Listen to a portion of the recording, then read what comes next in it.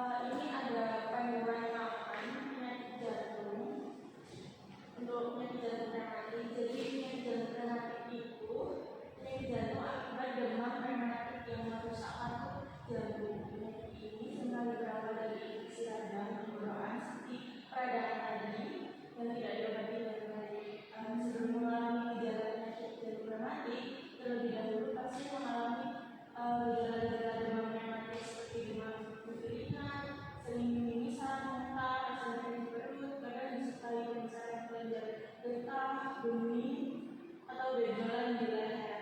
Lalu ada peradangan sendi seperti di pergelangan kaki dan lutut. Seperti itu. Ya, jadi di sini juga ada gejala yang harus diwaspadai. Gejala awalnya itu seperti sakit tenggorokan sama demam.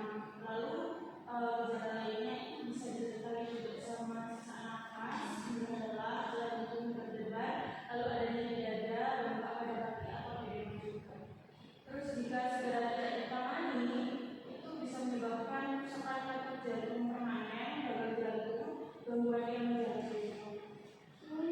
Lalu di sini juga ada tujuan dietnya, diet yang harus Bapak lakukan untuk diet jantung rematik ini itu ada memenuhi kebutuhan gizi yang adekuat sesuai kemampuan jantung, lalu menurunkan beban pada jantung, lalu ada mencegah malnutrisi, mengolah potensi cairan.